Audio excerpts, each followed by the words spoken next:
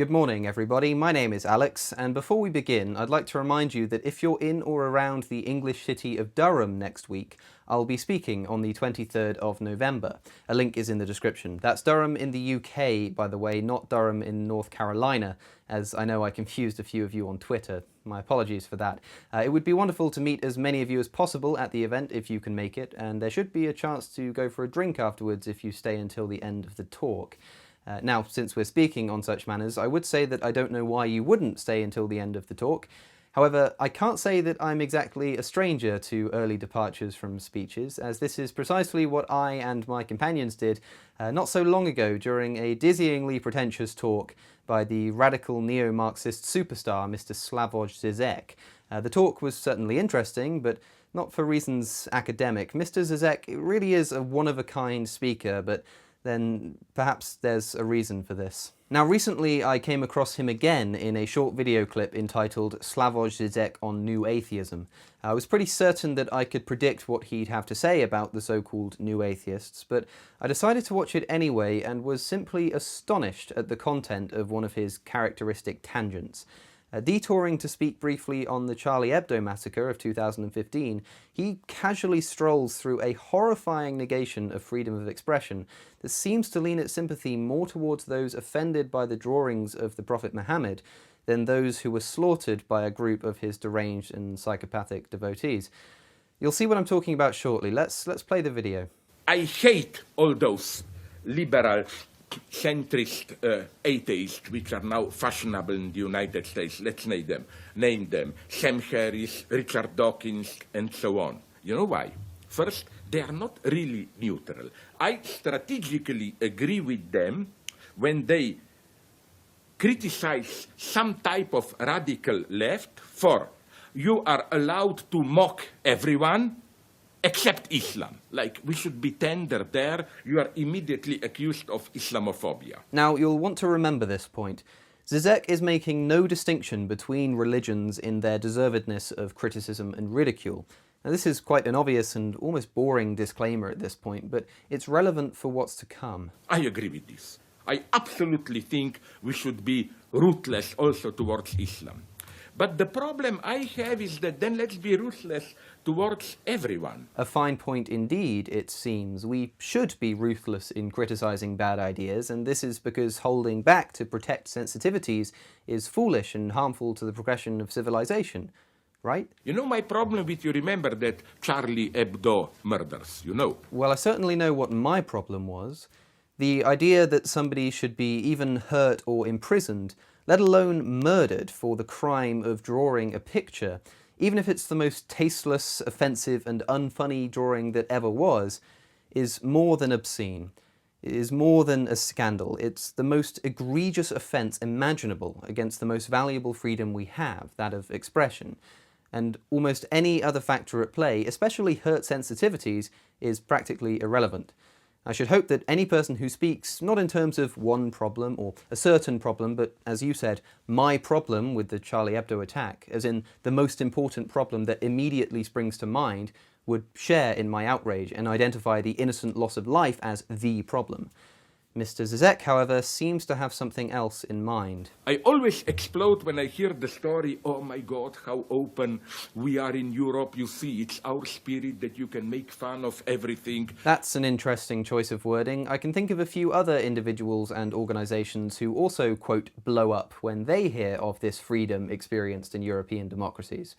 Look, you can't just wave your arms and speak quixotically about what is perhaps the most important feature of European Enlightenment philosophy, the idea that no topic is beyond the right of any person to mock and criticize, in order to make it sound like a silly idea.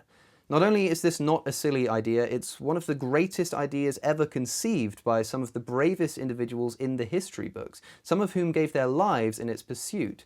And of course, these people, it goes without saying, are worthy of our utmost respect for it. Those stupid Arabs think some topics Muslims are out, unmentionable, but it's not like this, and I think it's even good that it's not like this. Well, yes, it is like this. There are people who do think that certain groups, including Muslims, since you named them, should be off the table when it comes to critique or humour, more so than other groups. Furthermore, this is a stupid and bigoted opinion. At least that's my view anyway, so what exactly is wrong with this position in your view, Mr. Zizek? Every culture has its, how should I call it, unmentionable points. Only on a social level. There are certain ideas in every culture that society would frown upon if expressed, but that doesn't mean that they shouldn't be expressed. Of course, you'll pay a social price for doing so, and sometimes more in fact, for instance, if you try to tackle the taboo on criticising Mohammed in the Middle East. This is an example of one of the unmentionable points you speak of. But this isn't how it should be. And if it is, if there are certain unmentionable topics, then who gets the authority to decide upon them? You? Me? No, nobody gets to decide what I'm allowed to say but myself. I value deeply my own ability to judge the statements I make and not to predicate them on permissible social convention. If you're going to say that I should have this ability revoked and dictate that there are certain opinions that I'm not permitted to express, then you better have a damn good reason for it, and you better not be holding your breath. Like, okay, in Europe you can make fun of Mohammed, but can you make fun of Holocaust? Yes. I mean, it would be distasteful and offensive to many, but it would be funny to some others. It's done all the time, in fact, by people like Jimmy Carr. Now, it may be in bad taste, but it's not, quote, unmentionable. And I can certainly say with confidence that Jimmy Carr needn't be watching his back all the time for crazed Jewish murderers. Even outside of comedy, this principle applies even to something as usually grotesque as Holocaust denial. You may think that this is something that's worthy of being unmentionable, and I can understand why, but this is a dangerous idea. Not only does it set a precedent, but also if you tell people that they're not allowed to hear a particular view, then they will start adopting it in droves. Here's Christopher Hitchens. One of the proudest moments of my life, that's to say, in the recent past, has been defending the British historian David Irving, who is now in prison in Austria for nothing more than the potential of uttering an unwelcome thought on Austrian soil. He didn't actually say anything in Austria.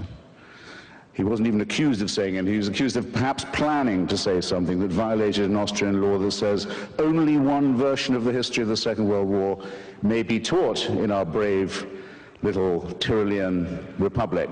A British historian who's committed no crime except that of thought and writing. And that's a scandal. And I can't find a seconder usually when I propose this, but I don't care. I don't need a seconder. My own opinion is enough for me, and I claim the right to have it defended against any consensus, any majority, anywhere, any place, any time. And anyone who disagrees with this can pick a number, get online, and kiss my ass. Try to do this, and you will see how you will also be immediately excommunicated. Now, wait a minute. My point is not, so let's allow this also.